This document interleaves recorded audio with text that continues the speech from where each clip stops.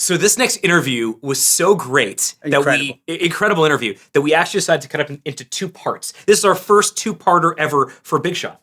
I mean, and we're talking to a guy in his 90s. I think he's 93 years old or something, right? Something like that. And I mean, he comes in with the energy of a young man. And frankly, we could have sat with him for 10 hours and it was just banger after banger in terms of lessons and anecdotes and stories. And the person that we sat down with is none other Issy Sharp. Issy Sharp. The founder of the Four Seasons Hotel. Now, what's so amazing about the stories he told is that he really went to the weeds. He gave us the inside scoop on things. He talked about the fact that, the Four Seasons Hotel stands for luxury and class and style and design. But the first ever Four Seasons Hotel was actually in the red light district in Toronto. It was there's the wrong side of the tracks. Yeah. And then this is, the wrong side of the wrong side of the tracks. Exactly. It's totally different. Yeah. And so he starts there and he builds this thing and it turns into this global empire. And not just does he create this wonderful brand and hotel, but he changed the business model of how hotels get built. And here's somebody who never thought he'd be in the hotel business, right? He's a builder. He ends up building a motel for someone, and he does something very unconventional that you wouldn't think about on the surface. Yeah, that story is incredible. I love that. But what a game changer.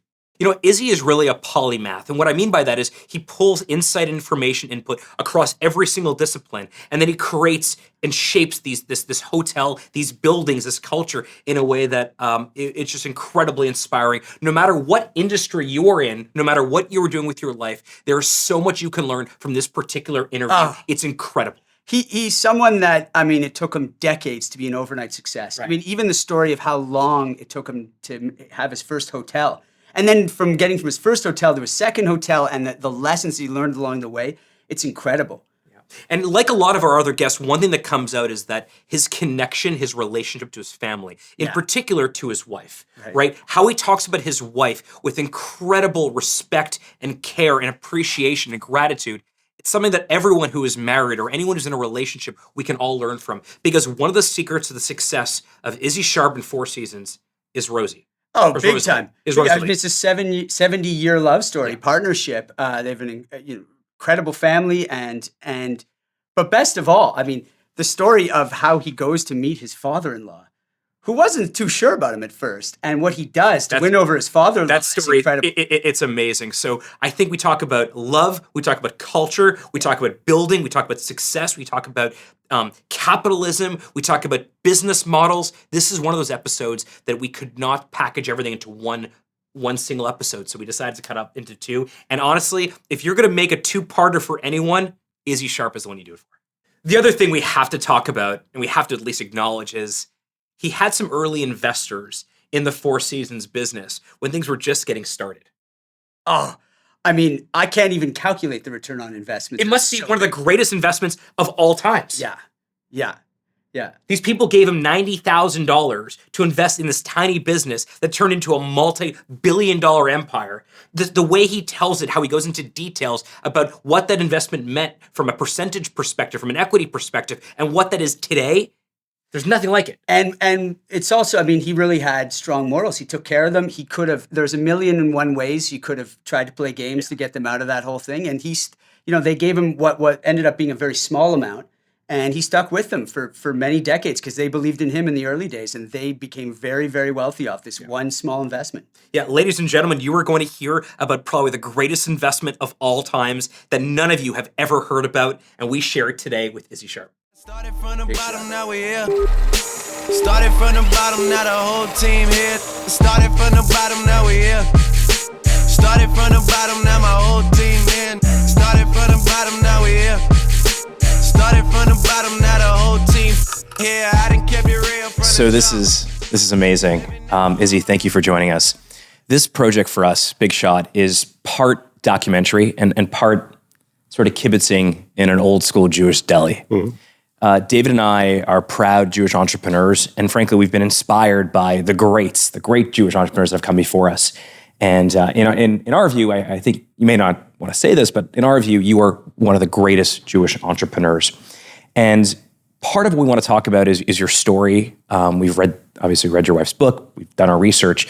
But we also want to hear a little bit about what you think is unique about Jewish entrepreneurship, the chutzpah, the audacity, the ambition. And if you sort of think about what you built with Four Seasons, let me just throw out a couple numbers here. So the company you started, Four Seasons, has currently 45,000 employees.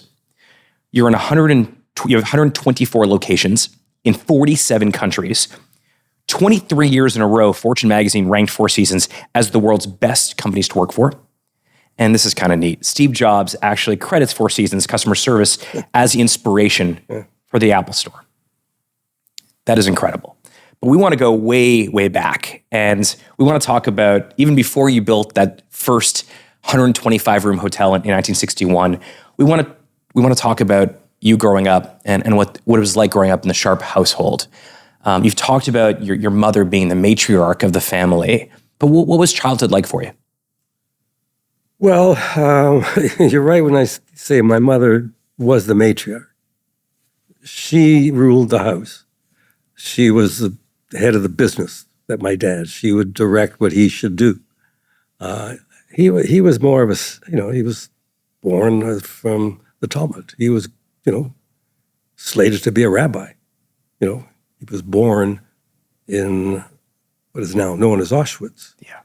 So his life was steeped in the religious beliefs, and he lived those, but never asked my mother to, have a kosher home per se. We did do all the normal things the, immigrants did when they came to America.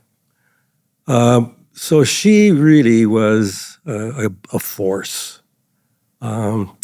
She was actually brought over by her older brother to marry my father. He, arranged marriages, that was the norm. Sure. But she wouldn't have any part of it. I think she was 16 when she got here, and she was tall and a beautiful woman. But my dad persevered and finally won her over, and to the end, it was a honeymoon. He had her on a pedestal, and their love affair, and at that time, arranged marriages like Fiddler on the Roof, do you love me, was a true love affair. And when she died, and we were all in the hospital when that happened, we're wheeling her down the corridor. Now, she had died, and a dead person doesn't necessarily look the way she looked. And he's looking down at her, and he says to the doctor, "Doctor, isn't she beautiful?" In his eyes, she never changed. She was that young, beautiful 16-year-old that he had to, marry. So our life with my three sisters was a tough upbringing. We were struggling as most immigrants were at that time. They didn't have the language, they didn't have the money, they needed to work hard, and every penny was important to them. So as one boy and three sisters, my hand-me-downs were quite funny for me to go to school with some of the clothes that I had to wear. But our upbringing, and I refer to this, that, we're born with our own genes and our own skills that come from generations past. But I think it's the nurturing and the nurture which we have and the nature of what, we're born with. And we were fortunate that my parents, brought us up like they were brought up, to be self-sufficient. They never asked us or told us what to do. If we went out, they didn't say, "Where are you going?" And when you came back, they didn't say, "Where were you?" It was always the trust of my three sisters and I that we would get by. So we were fortunate to have a supportive upbringing that allowed each of us to, develop our skills, find our way. We were never told what we should become. You grow up as a Jewish child, you're your parents' child. Yeah. You follow what they expect you to do, which we did. I read a great story about your dad first of all, his work ethic on his honeymoon, he stayed home till 9 o'clock before he went to work. That's how hard he worked. That was the sleeping for him. That was it. But one of the stories that really hit me was he was making, I believe, $15 an hour as a plasterer. And he decides he's going to go off on his own in the construction business. And he gets his first contract. And he quotes based off of faulty information, which I don't think the project went very well because he honors the contract, even though it means he's going to lose. But he does that out of principle. Curious what kind of impact that had on you. Well, you learn about that later on in life, what he did. And I think your principles and values that you inherit aren't what parents tell you. It's how they are.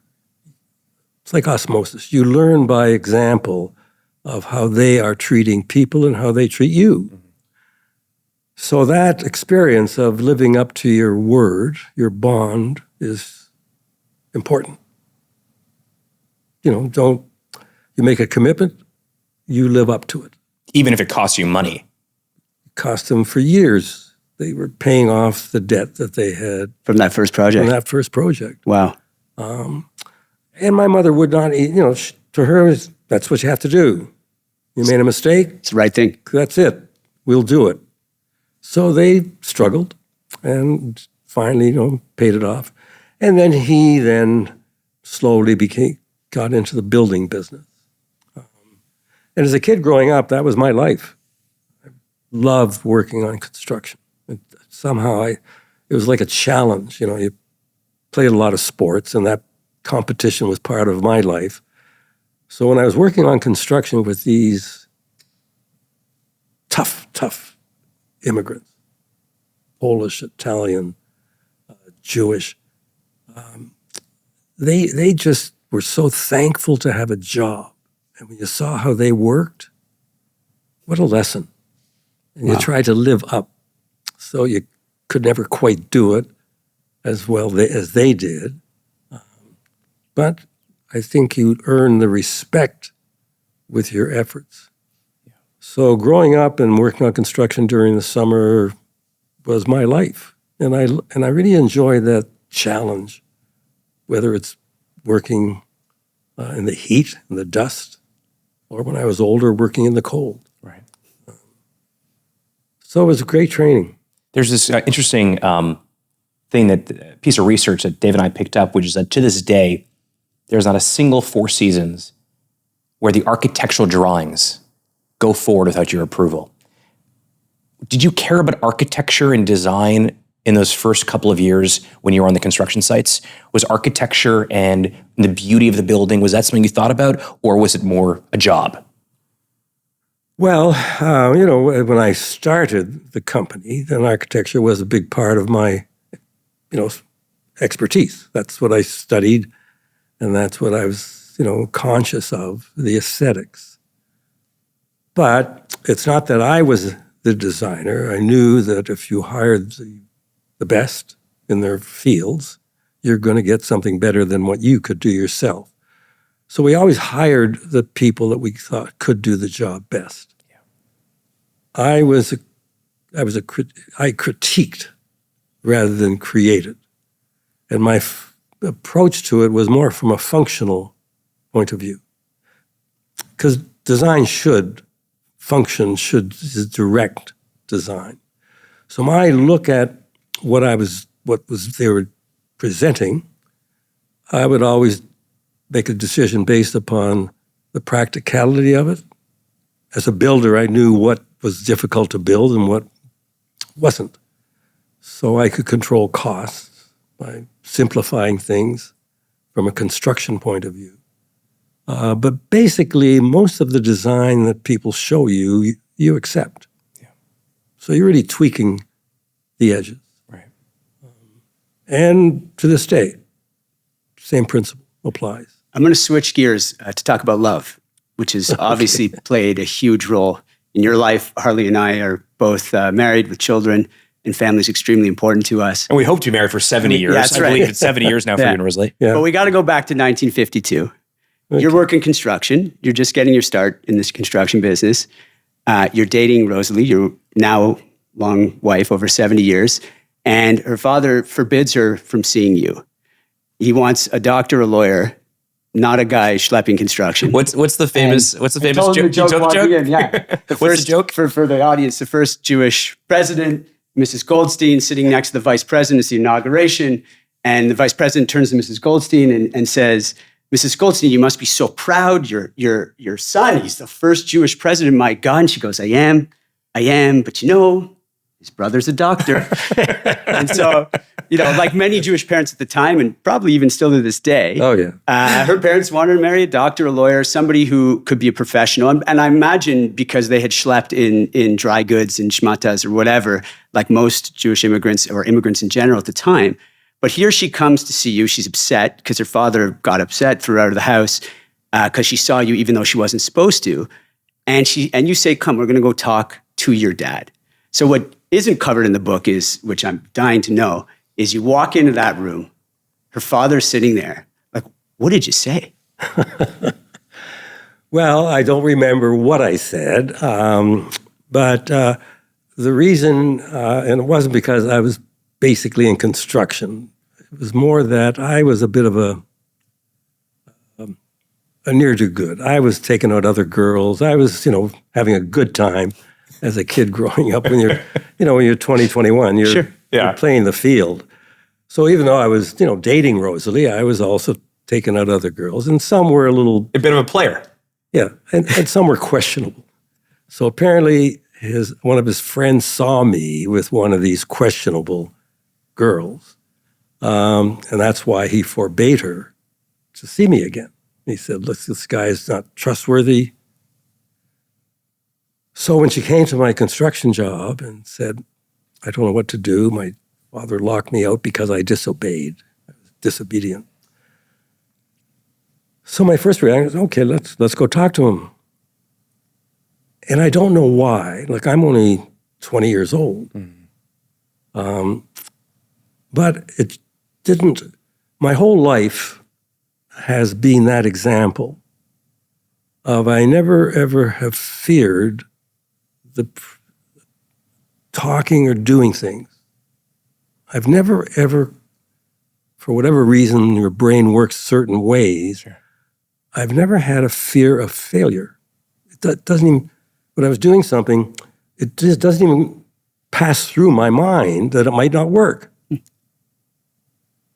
So I think it was that, call it, gene that you have in your mind that, look, there's only one way to do it. Well, go talk to him.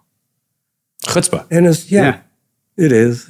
It is. Thinking the same thing. And as Rosalie said, I stood there listening to him in his quiet, polite way, which has been my way of communicating. I find the right thing to say at the right time, and in a polite, pleasant way. So I must have mentioned to him that my heart is really with your daughter. You might have seen me out doing other things, but we're young and, not ready to get married now.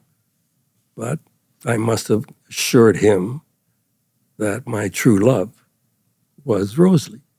So it had to be something like that. Yeah. And you were a man of character also, that you're not just some, Well, I think the fact that I would dare to approach him. Right. Takes guts. Yeah. Takes chutzpah. Yeah, so he must have, from his upbringing, for what he had and his challenges that he had to do, it must have reminded him of himself. Yeah.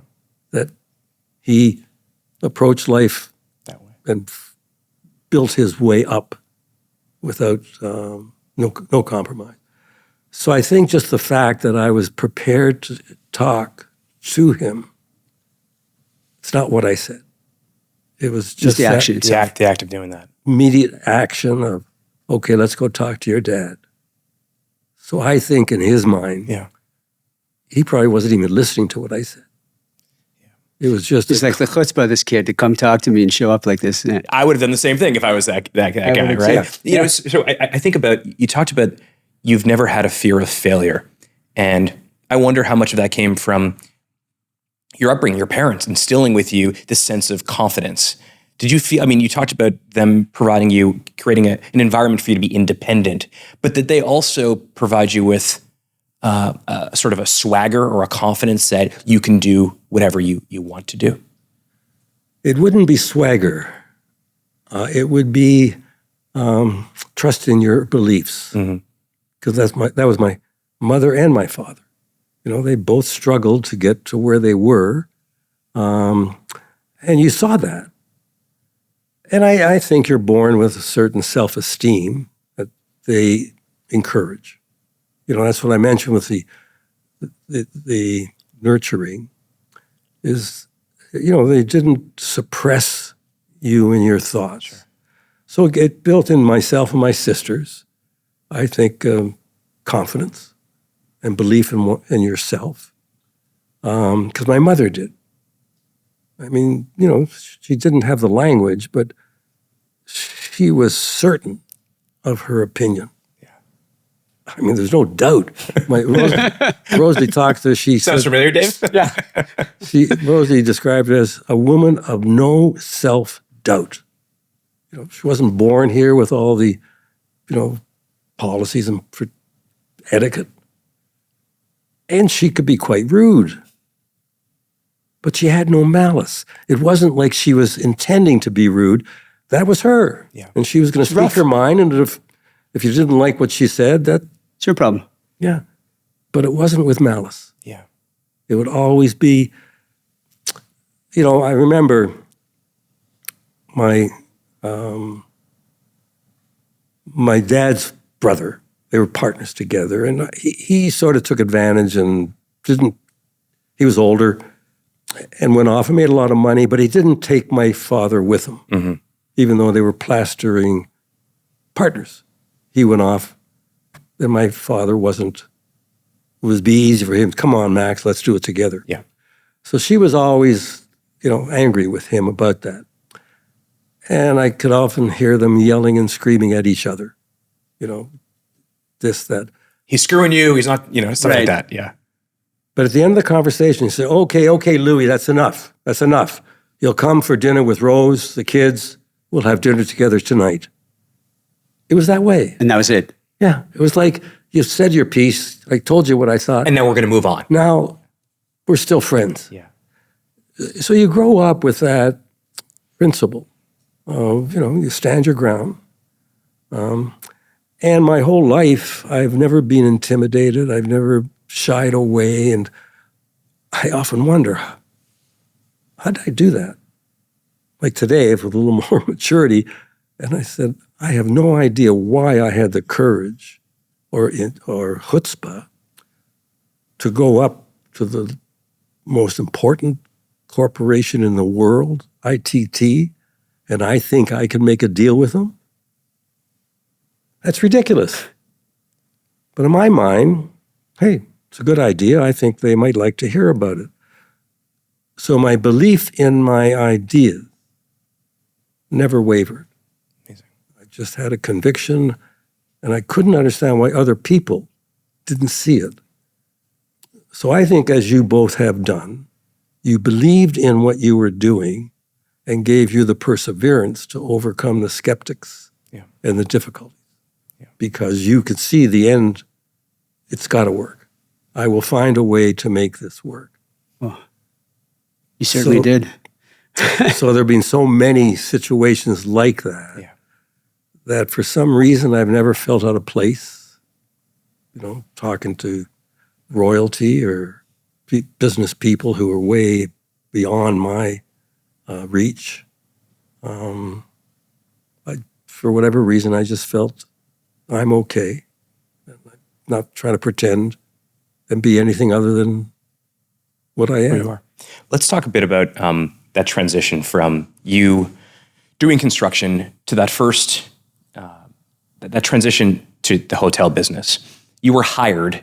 Jack Gould hired you to build a hotel. And I believe the story goes that he wanted you to build a certain number of rooms. Dave probably has the details. Rooms. Dave knows all this stuff. 14 rooms. But actually... Well, according to Rosalie, it was 14 rooms. And you said, look, the location here is not so great. The sign, you need good signage for people to see this thing. Why don't I build you 28? I won't finish the other 14. And it won't cost you very much more, but you'll have double the roof space. You can put the sign up. He said, sure, and Ben, business was good. And then not only the 14 you built were great, but then he finished the other 14. So that was sort of that was Issy Sharp's introduction to the hotel business. You built a hotel for someone else. What was that like? I mean, that was the light bulb went off. That was your introduction to what would become Four Seasons. But talk to us a little bit about that first project and building that first hotel for Jack. Well, it was a job, as we built a factory for people, a house for people. It was just that was the business that we were in at that time. So to me, what he was doing just didn't make sense. It was in the middle of nowhere. It was like in a residential area, and you couldn't get into it off the highway. You had to get into this residential area and then find this building. And it just looked like a house. So I said, Jack, how are people going to get here? He said, look, don't tell me. I investigated. This will work. I say, I'm not telling you it won't work, but I say, don't you think it'd be better if it looked like a motel? 7 rooms, it looks like a big house. So I said, why don't you make it bigger? And we could the roof, and you'll able to, on the roof, put a big sign so people 5 miles away will know there's something up there that I have to look to get off this highway. So he did, and immediately after he opened, shortly after, he called me and said, you got to come finish these rooms. I'm filled every night. So it occurred to me, if this little motel works here on a limited access highway, wouldn't the idea of a motel downtown be better?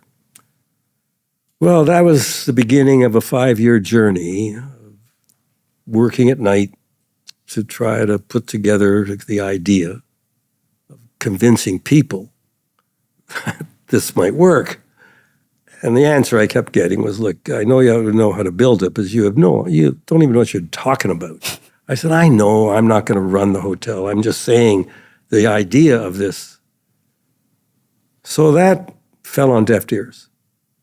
But I believed this would work. I just couldn't understand why other people couldn't see it. So when the spark of an idea doesn't go out, it gives you the conviction. Yeah. So a week turned into a month, turned into a year, turned into 2, 3, 4. Now, I'm sure if I would have started, if I thought it's going to take me 5 years, because I'm still, trying to put food on the table. Right. I'm struggling to make a living, and this is my nighttime job. Because you're running, so just to be clear, to set the stage here, during the day, you're running your construction business, and at night, you're tinkering on this hotel idea. Yeah. Okay, so it wasn't a full-time thing, and was the reason it wasn't a full-time thing predominantly because you weren't sure if it was going to work, or it's kind of a strange hobby to have. Most people on nights and weekends are playing sports, or they're drinking with friends, or they're going out. Maybe they're a podcast. But your hobby, Izzy, on nights and weekends was conceptualizing what would become the Four Seasons Motor Inn. Yeah, I wouldn't describe it as a hobby because I'm trying to make a deal to make money. Yeah. Right. Because in doing this, I was never even thinking that I was going to run a hotel. To me, it was a real estate deal.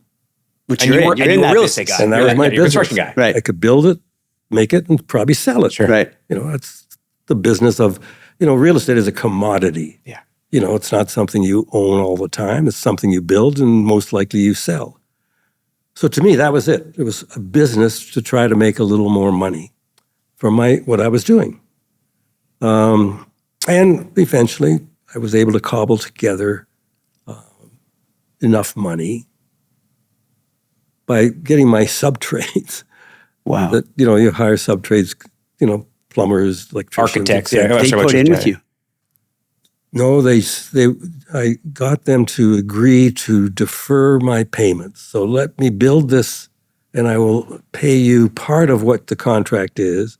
And after the building is up, I'll either sell it or make some money, and then I'll pay you more. Wow. And So you're saying, technically, the first sort of quasi-investors of, like, investors, they wouldn't give you money, but investors in terms of their work in the Four Seasons were your subtrades. Right. Right. That's incredible. I had 2 partners Yep. that put in $90,000 each. 90,000. These were friends, business associates? My brother-in-law and his best friend, Murray Koffler, Eddie Creed, they each invested $90,000. And then I had, over the years, badgered the person who lent me money to build houses, Cease Forsyth of Great West Life Insurance. I'd go down to him and bother him, and he would tell me what, because he knew about hotels. Sure. So over a few years, he kept giving me advice. And finally he said, look, leave me alone. You're never going to get this done. I said, but if I do get it done, will you give me a mortgage on this? He said, I'll give you 50% mortgage if you can get the other money. So I came back to him and I said, look, I think I've got the other money. He said, that's not money. I want equity, not, you're borrowing 100%. Right. I said, no, we've got 180,000, I guess. He said, that's peanuts. I said, but your mortgage is safe. Building goes up, what do you care? If it doesn't work, So You get the building. so, you only got 50% value. He said, okay. That was the financing Wow. that got put together. The remarkable part of it is the 2 investors each put up $90,000. They've never, ever put up another cent, and we're partners for life. Wow. So if you think of what they earned, that must be the greatest return of any investment. In history. Yeah. It's never, ever been achieved that they, with $90,000, each became finally a 25% shareholder. Oh my God. in Four Seasons. Each. Incredible. And these are people that you My They believed in you when no one else did. well, they said, look, what did we got to lose? Right. So that although $90,000 in those days presumably was a lot of money. yeah, but it was, the debt, they call it I forget what the cost was for the original, but it was like 90% debt. Right. Okay. So there was like a 10% equity. Got it. But then you build this motor in. Like this is not so the Four Seasons you know today. No, it's a Four Seasons motor inn on Jarvis Street. I On believe. Jarvis, which is not Right. Fifth Avenue. Yeah, this is not I mean, it's downtown Toronto, but it's not a fancy area. No, that's putting it lightly. right. It's when you talk the wrong side of the track. Yeah, That- exactly. it is that. Yeah. This was so far off the wrong side of the track because it was Hooker's Paradise. Yes. Right. Jarvis Street was the red light district of Toronto. The first Four Seasons was it was basically in the red light district. Why'd you So why'd it work? Why did you end up, before we go there, why did you end up naming it Four Seasons? The first name was not Four Seasons. The first name, this is in 1959 that we're building it. And the Thunderbird car was just coming out from Ford. Okay. And that sounded like, gee, that's really a fancy name. We couldn't get it because somebody else had already called a motel the Thunderbird. So we're having a conversation with my 2 partners once, and Eddie Creed was talking about, he just came back. He was the world traveler because his business was, retail. And he was talking about, he stayed in this hotel in Germany called the Vier Yearzeit. And I said, that translates to the Four Seasons. That was the market's research. Wow. The name just hit me as it rang right. It's a nice And name. you make the name at the end of the day. A name is only what the product is. Google, Starbucks. Apple. They mean nothing until you connect it to the name. But I must admit that the name Four Seasons would ring better than the Thunderbird Yeah. in terms of Yeah. just I'm not sure what had the same longevity in terms of, this incredible, beautiful place with great hospitality and great care. Four Seasons is, a little bit more accessible than... Ladies and gentlemen, we're here today with Issy Sharp from the Thunderbird Hotel Group. Well, the Thunderbird actually said, if it's a motor inn, Thunderbird's pretty good. Yeah, that's right. Right. Yeah. So you spent 5 years building the Four Seasons motor inn. Why did it take 5 years? Is that just how long a hotel takes to build? Because people didn't, believe me. They said, you don't know anything about it. If I know something about the hotel business, it's a risky business to begin with.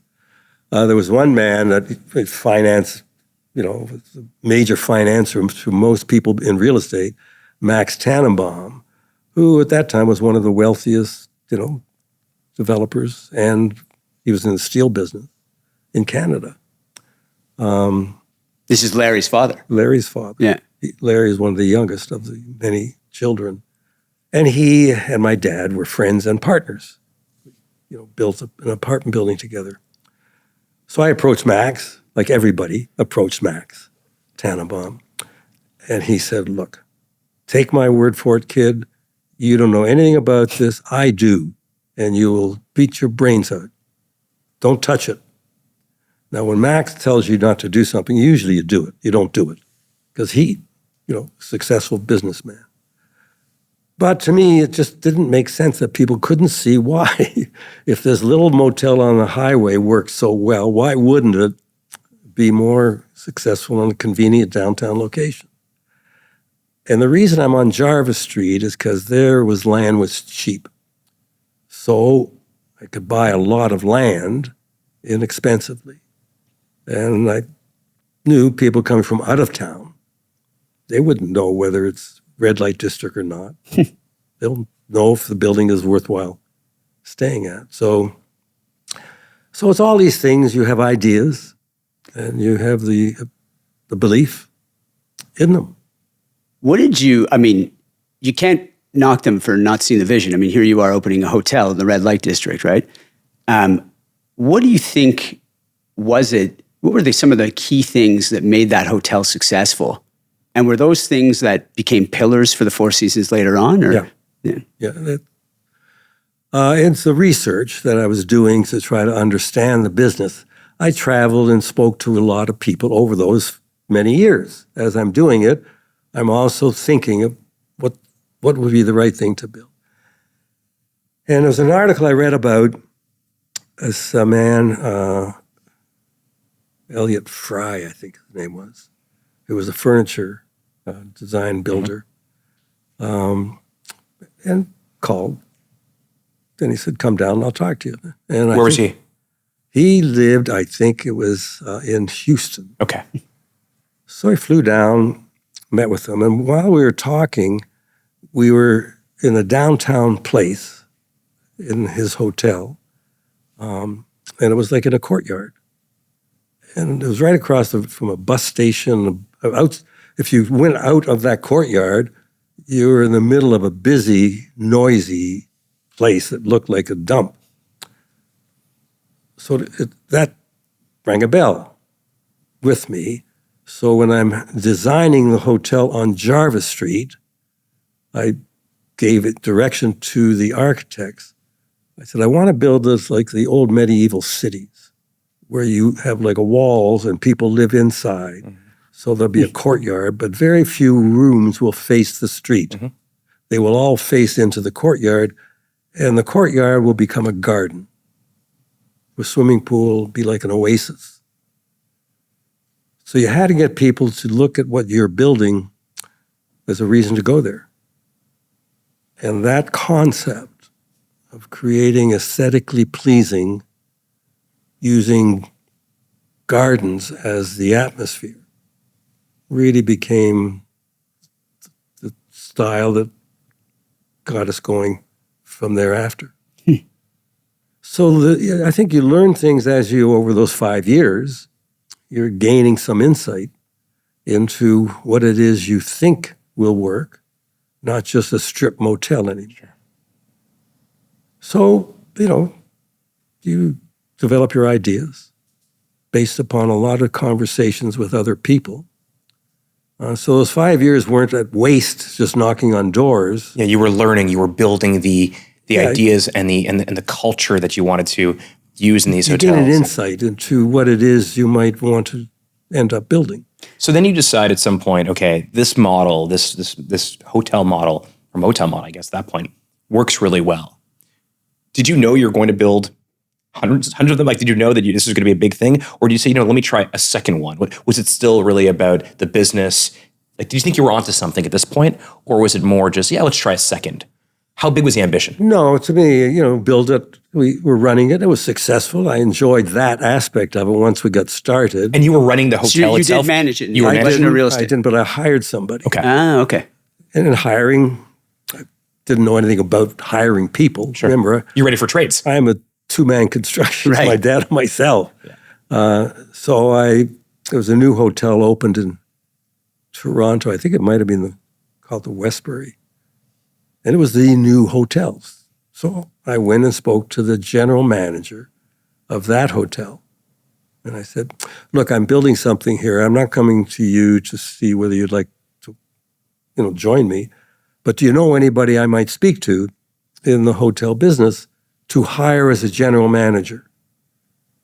And he said, yeah, I've got a friend who just came over from England and he's running this little place and you might talk to him. So I did. And when I went in and met this man, his name was Ian Munro, and he was dressed in a very formal, almost like a morning suit, like he was going to a wedding or something. So I talked to him what I'm intending to do. Would you think you'd like to maybe run this hotel for us? And he gave me his list of things he had done. And we had a nice, charming conversation. So I hired him. Now, I don't know how to interview people and how to hire people. I'm still... You're a construction guy. Yeah, I'm a construction guy, 25 years old. And You seem like a nice guy. yeah, Well dressed. Exactly. Yeah. He made some jokes and talked about what he did before. And I said, okay, but I have one condition. I never want to see you wear that suit in the hotel. I'm thinking of a Not the place vibe you were going for. Eh? I'm thinking of a place that we welcome people feeling casual. And so we joined forces and became very good friends. And he taught me the hotel business. Wow. He was gregarious. He knew food and beverage. He was charming. And he understood. I said, Ian, I want to make sure that whoever comes in that door, they're a guest. I don't want to judge people by what they wear and who they are. If they're willing to walk in and want a room, hey, unless you know the guy is a criminal or something. So he understood. I said, they're our guests and treat them as we are the host. So he understood me trying to articulate what Four Seasons has become. Wow. But he understood it because he was that kind of person. Right. Charming, able to. So he hired the people with that basic principle of we treat everybody with respect, welcome them, and that became the beginning. So that DNA of Ian is his name? Ian Munro. Ian Munro. So is it safe to say that the Ian Munro sort of DNA, that Ian Munro thoughtfulness about hospitality, food and beverage, welcoming people in an incredibly kind way, is that the blueprint for effectively hospitality? Or the golden rule. Or is that the blueprint for the golden rule? That's not what caused or became the golden rule, but just the principle of treating people as you would if you're having a guest to your home. Right. You welcome them, you want to make sure they're having a good evening. So his expertise was food. Right. He really was a foodie, big, staunch. He looked like him. He liked food as well. Yeah. So that was the beginning without being able to articulate what we wanted to become. Because remember, I was not thinking of going into the hotel business. Right. This is real It was estate. still a real estate deal. Yeah. I would sell it. Luckily and fortunately, it became very successful out of the gate. So I could pay back all the people I had promised. And It worked. And some of them didn't want the money back. They wanted to keep the equity. Well, no, they didn't have equity. Oh, it was all loaned. When I said I'll pay you, it was on a handshake. Oh, so you mean the trades? The trades. The trades, yeah. The trades who allowed me to take, I think I had 25% of their contract. Sure. And defer it. And defer it. So that was just on a handshake. Right. Talk about credibility afterwards. I mean, so then Well, you go, at that time, construction was very much like that. Yeah. You know, you wrote a contract or you didn't even write a contract. The Handshake deal. plasterer said, look, I'll do the job. It'll be X. Your word is your bond. Your word is your bond. So it worked. And then I got interested in this thing. We didn't have to sell it because it was generating some cash. So I looked at this other opportunity of what was called the Inn on the Park. Mm-hmm. And it was the same principle of the downtown hotel, but I thought we could do this on a grand scale to make it truly like a resort. Because Four Seasons on Jarvis Street was like an oasis. Mm-hmm. The interior courtyard was like a resort. Swimming pool, gardens. It wasn't big, but it was a charming atmosphere. Yeah. Especially relative to the location it's Yeah. in. You walk through these doors and it was a whole different world. Oh, yeah. Right? But the second one, I mean, your wife tells a funny story where, you wanted to do this on a bigger scale, but you walk out to effectively a field Yeah. in the middle of the suburbs. Like nobody was building quality hotels in the suburbs at this point. No. Well, again, I was thinking of it as a resort. That this is, on the outskirts of the city, but it's still 10, 15 minutes from downtown as a drive. But the atmosphere that you could create, because we had 20 acres of land, and on that you could really do something. Yeah. And luckily, like the company that I hired to do the first was a company called Peter Dickinson, who was Canada's foremost architect at that time. And we were friends. So I don't know how I met him, but we were casual friends. So I couldn't pay him his fees. I said, look, Peter, I just need you to draw the drawings to get a permit. I don't need specifications. I don't need your fancy, follow-up. Just a sketch and plans to get a building permit. So he said, okay, I'll do it for you. And he put a kid in charge called Peter Webb, who was the young architect working in the office. And he designed this magnificent Four Seasons motor hotel. So now I'm building the other one. I'm talking of now doing something grander. And hiring Dixon said again, his office comes and shows me some plans.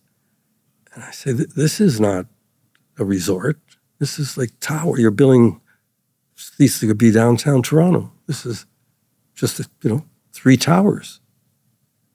So I call Peter up and find out he's in the hospital. And I go visit him in the hospital. I say, look, Peter, your office has done something. This is not what I'm talking about. I want something that's going to be spectacular. Something that I know is going to, if it works, we can make it much bigger. So we're going to add on. So he said, leave it with me. Now, I didn't know then, and nobody talked about cancer, but he had cancer, lying in the hospital. So he sketched out, he came back a few days later, he said, come back, he gives me a call, and he shows me this sketch on a big legal-sized pad, yellow pad, beautiful perspective drawing of what the Inn in the Park looked like when we built it. Exactly. He said, look, this is not my idea. I'm taking a Frank Lloyd Wright concept and creating an angular building that if you say you want to add on to it, you can add on and it won't look like an addition. So it was spectacular. I said, Peter, that's it. So his sketch is what became the Inn on the Park. And he died shortly thereafter. So before even... He never even saw it. Before I even got started, Wow. I'm stuck. And his office is disbanding. Right. So I call Peter Webb and I say, Peter, you got to finish this. How can I, It's your vision. Yeah. He said, I got to find a job. I said, the office is closed. And I said, I have no money.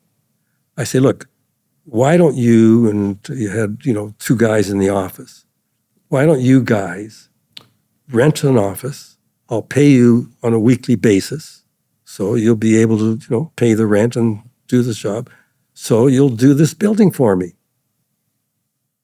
So they'll effectively have one client, which is you. Yeah, Right. that's right. Right. That's all they needed because I would pay them. Sure. And You're in the putting them in meantime, you business. could look for a job if you want to. So they did. So Peter and Boris Sarafa and Rennie Mankus, 3 kids who worked in Peter Dickinson's office, rented a store, a room above a store with their drafting table was a door on trestles. They didn't have any money to buy equipment. Mm-hmm. They have become, Webb, Zarafis, Mankus, one of the world's foremost architects. No. Because after that, they did another job for me. And then they opened their own firm.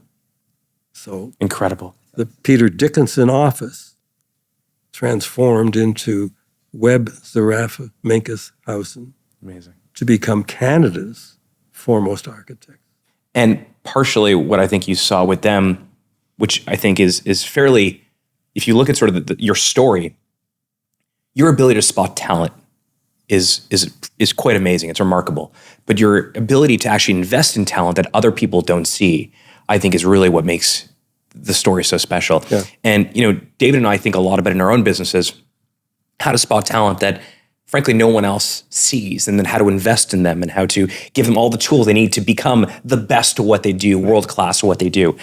That seems to be a theme across everything you've done, whether it's with your wife, finding someone who you know is going to be the foundation for a relationship and a family, or it's your team at Four Seasons.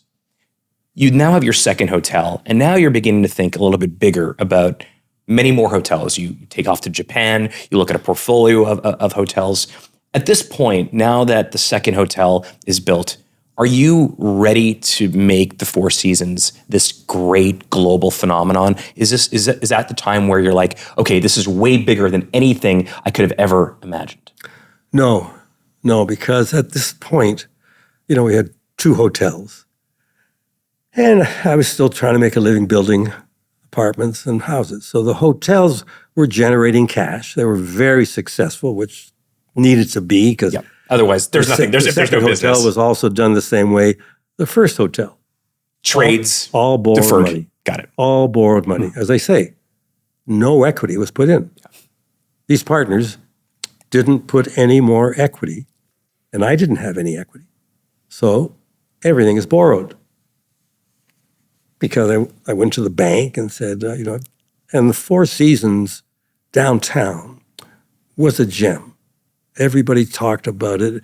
It made you more important than you are, because everybody talked about it. It was the most successful little motor in downtown. So when I went to the bank, who had lent us a little money on the first hotel, I go down to this fancy, huge office building and going into one of the major senior people of the Bank of Nova Scotia, Cliff Ash. And I'm there, and I walk into an office, twice the size of this room. And he says, so what can I do for you? Quick, I said, well, I'd like to borrow some money because I've got this idea to build another hotel and this is what it's about. He says, so how much do you need? And I'm choking. Because I don't know, Eddie, how to borrow money. Yeah. I say, well, $600,000, just out of the blue. He said, okay. So I say, that's it? He said, if that's what you need, okay. Wow. I'm in shock. So with that borrowed money and with my trades again, now they believe in me because, okay, we'll help you. We build the second hotel. And again, it's not if it doesn't work, You're cooked. throwing the keys. Yeah. It was a phenomenal success because of Peter Dickinson's architecture. The design was so magnificent. It was dramatic. I mean, you could not want to go in. If you drove by, you say, we got to go look. We got to see what that is. Yeah. and there's nothing else like it anywhere, right? It was, when I look at it now, like the photograph of it, I say, how in the world did I do that? You know? But then you tell an architect you need something that's going to bring people to you. right. It's like a magnet, yeah. Well, you guys have done the same. If you hire the right talent, Yeah. and you give them the freedom to express what their talent is all about, they do things out of the box. Yeah. So Peter Dickinson's design was a magnet.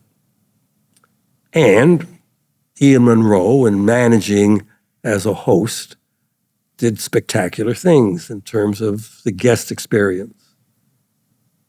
But that was it. 2 hotels, But hold on. good business. I mean, you say at that point, it was just about, you're making money in these hotels. You're still in the construction business. Yeah, And it's a nice, right? But I believe it was the third one. It was London, England, right?